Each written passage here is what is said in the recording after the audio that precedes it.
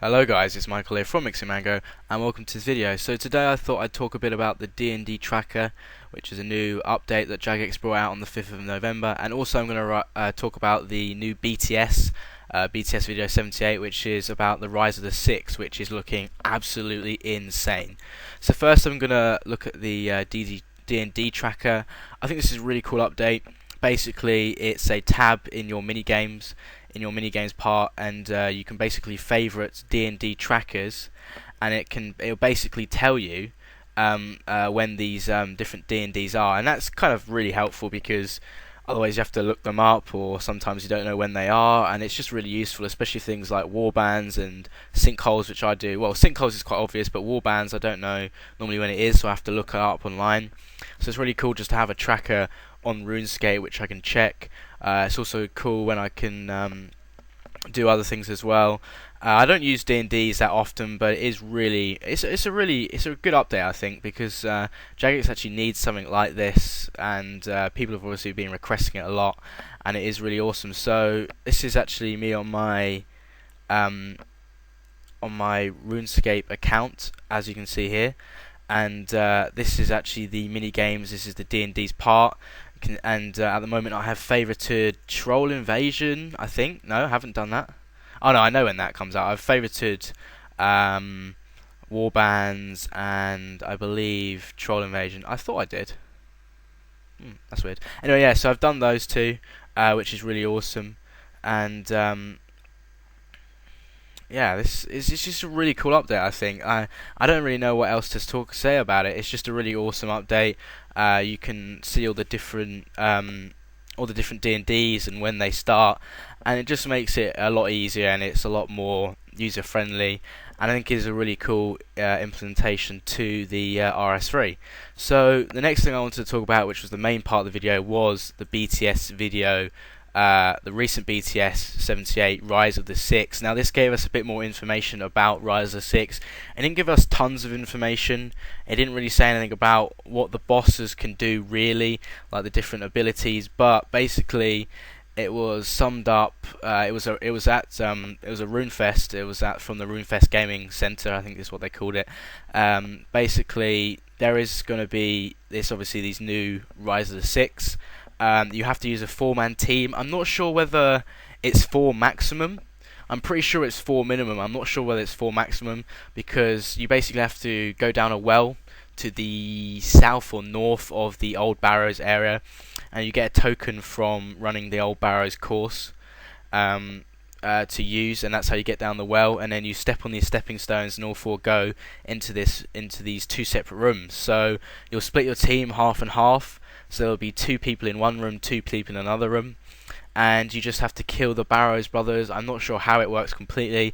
They didn't release loads of information about it, how long the kills are, what you have to kill, but from the looks of it, you get a couple of Barrows brothers or different bosses you have to kill, and then I guess you get drops from that. Now, from the looks of it, it looks really hard. Like at Runefest, they got quite a few famous YouTubers and people who are generally quite high up in the PVM community.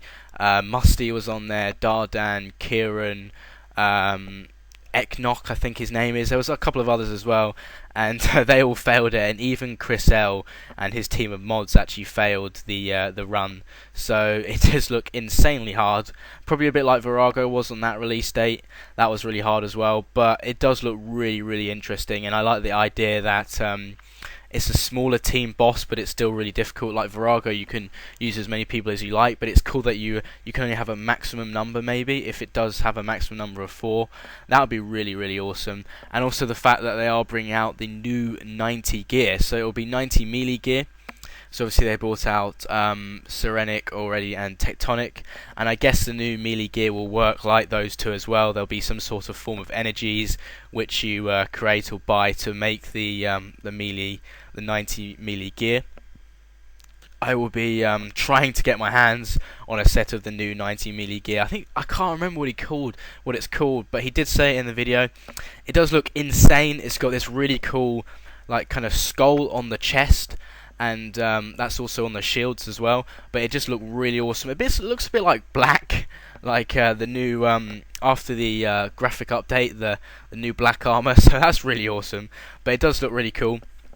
And also they're bringing out the new 90 shields. So they don't degrade to dust like the melee the gear, but I suppose that means they'll probably degrade, but you'll have to you'll be able to fix them, and they are for melee, range, and mage, and they also do look really cool, and they are an upgrade from the chaotic shields. So I guess the prices of these shields will be really expensive, just like how seismics and ascensions are, I guess. And I reckon the melee, because melee is kind of the preferred style for most people. Even though mage is completely OP, most people like or use melee more.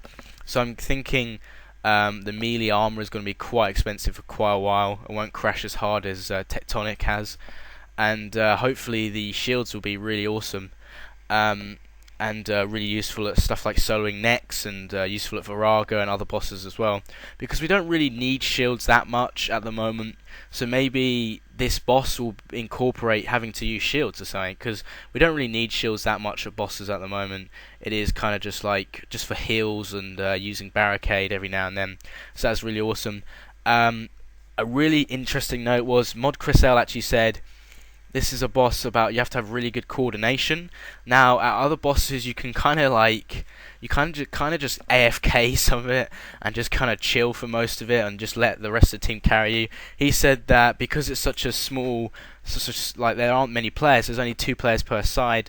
He said that you're gonna have to have good coordination, and also you can't carry teammates. You have to pick some good teammates, otherwise you're just not gonna get the kills, and they're gonna be leeching. So that's really awesome. We thought that it was going to be like that at the start of Virago, and yet people still leech Virago because it's not that difficult, because you can just get more teammates. But with this, it'll be really interesting to see how they're trying to combat people who are leeching or whatever. So that's really awesome, and that is the rise of the 6 BTS 78. So I'm really looking forward to this update. Really looking forward to this update. I cannot wait. I really cannot wait. It's really exciting. I'll be able to do it on the opening day, hopefully. We should probably be streaming from our YouTube channel, or we'll definitely make a video within 1 or 2 days of it coming out, and hopefully we might actually get a kill. I'm not gonna say get a drop or get any items like any of the new shields, because we definitely won't. I'll just be hoping if we can get a kill within the first couple of days, because I remember when Virago came out, I tried that, I couldn't even get a kill. Well, no one could really. But I couldn't even get a kill for like the first couple of days, so I thought I was going to be getting seismic ones left, right, and centre. So I'm really looking forward to this update, and look out for some more videos on the Rise of 6, and obviously when it comes out. So yeah, guys, thanks for watching, and goodbye.